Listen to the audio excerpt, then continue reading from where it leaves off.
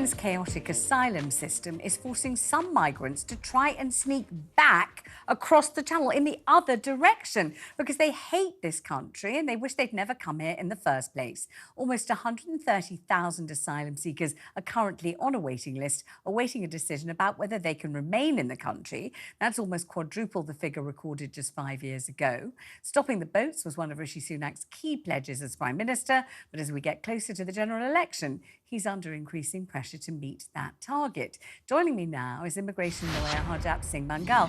Harjap, so glad to have you on the programme. This is an extraordinary article today in the news about people who've got into this country, obviously at great personal risk to themselves, who want to get out again. They don't like it. It's not what they thought it was going to be. And they say they're doing their very best to stow away under trucks and lorries at great risk. But when the police find them, they bring them back to this country. This is not the story we're used to reading, is it, in any way? I know, it's reverse migration. Exactly. It's actually like the asylum system gone into reverse, but it's not something new. I mean, a lot of people, a lot of the gangs, we know they operate on the shores of France, but they also operate on the shores of the UK. And for them, it's double the business because they have boats coming in or lorries coming in full of migrants, and they'd prefer them going out with migrants as well. Either way, the gangs get paid. And hence, this is why Keir Starmer makes sense when he says we have to stop the gangs, because ultimately it is the gangs dictating who comes in and who goes out of our country in matters like this. And for some people, coming here and actually living here and in the asylum system are two different things. So they have dreams of starting a life when they come here. But when they come here, they're stuck in this system where they're not allowed to work. There was a story the other week where one migrant was actually found on the coast living under a boat. And he was waiting for the gangs to take him back. But every time he'd try and get back, the police would intercept him and stop him leaving. And it's absolutely why crazy. The police would do that. Why are the police trying to stop people arriving, but the people who want to leave, they're not stopping them leaving? Why would the police waste time and effort and resources to try to bring back a migrant who doesn't want to be here? I don't get that at all. Well, it's also, as it is illegal to enter this country without documents and a visa, it's also illegal to leave the country without a visa. And therefore, it's up to the police to make sure that these people are safe, they're not harmed, especially while they're in British waters and on British territory. They're not taken advantage of by gangs. It's almost akin to sort of drug dealing as to why the police would stop drug dealers the same way they have to stop people smugglers and the people who use them, especially if they're on our shores. So that's why the police have to get involved. Explain, Harjap, from the people that you know, the people that you work with, the migrants that you have been dealing with all these years, explain, for example, what somebody might think they were going to find when they get to this country, and then what they might find instead, which might be so disappointing and bleak and take so long that they think, well, absolutely, forget this for a game of soldiers. I want to get out of here, and I'm going to stow away under a truck or lorry to get back to France. I'm not staying here. Explain the gulf between what they were expecting and hoping for and what they actually get.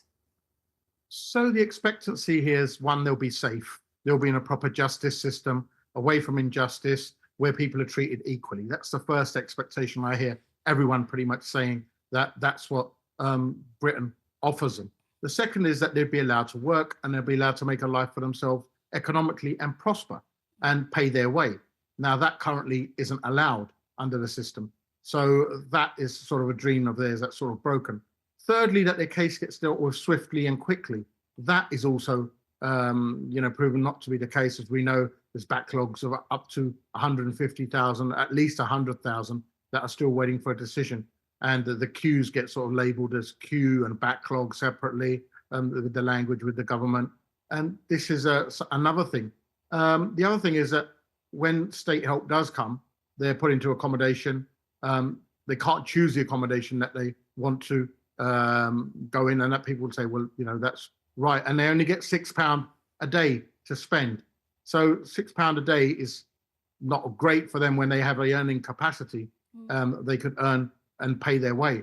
Ultimately, they'd like to pay their way and earn. If we opened it up tomorrow to the system, said all the illegal migrants that are living in the UK, and there's an estimated 1.5 million of them, if we said you know what, we'll bring you into the system as long as you pay tax and earn X amount of money, there'd be at least, I would say, more than half that would sign up voluntarily to that system and would get to know where they are. But the actual system that we have in place drives them underground and sort of drives them into this situation that they don't really want to stay here, some of them, but they're stuck here in this system. And I suppose the government will argue, well, this acts as a deterrent and stops people coming here. But if you look at the figures, it actually doesn't stop people coming here at all. And it's no deterrent. It's, but talk to me about what could or would happen if an announcement were to be made, maybe even once a week, once a month, once every 6 months. Anybody who wants to go back and is not happy in this system, please say so. We'll take you back safely on a boat or a ferry or whatever it is, or in a truck on the Eurostar. If that were to be announced, do you think there would be take-up? People would say, yeah, I don't like it here. It's been a fiasco. I'm leaving. Because if they wouldn't people like to see that happen? Well, actually, that currently does happen. The government does have a scheme called the Voluntary Return Scheme, where you can go to the government Home Office and say, you know what, I want to go back, send me back. And the government says, OK, we'll pay for your flight. Off you go. In fact, a large number of the returns are voluntary returns. The biggest amount are people who give up and want to go back, up to even about 30,000 a year. So 35,000 people a year leave this country voluntarily. People that shouldn't have been here or didn't get their asylum or got refused, they leave this country voluntarily. So that actually if that's the case, then Harjap, why today's story about these people who are so desperate to get out, keep stowing away, keep being brought back? Why aren't they just directed to the voluntary leaving service and told, look, you can't stow away, but we can organise for you to leave this way or that way, goodbye? A very good question, and here's the answer to it. It's because the process takes too long. I mean, I've seen people last year who applied to relieve voluntarily the UK, and their applications still haven't been processed this year. I mean, you'd think if someone says, I want to go on a Friday, that by at least Sunday, they'd have them on a plane or a boat. Absolutely, goodbye. You want to go, here's a ticket. Goodbye, thank you. If only, Vanessa, if only. It takes 6 to 12 months to process these people. That's ridiculous, isn't it? And this is how broken the Home Office and the border system is. And in that time, the people then become victims to the gangs. Because if someone says, I want to leave on a Friday, he wants to be out of here by Monday. He doesn't say, I want to leave next year. So if people want to voluntarily leave the UK, the advice always is, well, apply a year in advance, because this government are going to take ages. And that's the reason why these gangs are operating. They can get you in quickly and they can get you out quickly. Okay, it's a great business model. Final question, Harjap, because I have to wind this up. Final question.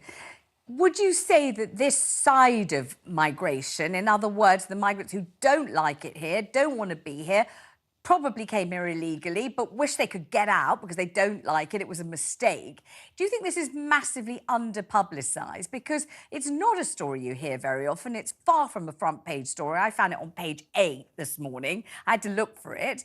Is it the kind of story that we want people in France, people further afield, to hear and know? There are migrants here who don't like it. There's no streets paved with gold. They're not living happily ever after. They want to get out. That's how much they don't like it. Just so people know, and just so maybe the trickle subsides.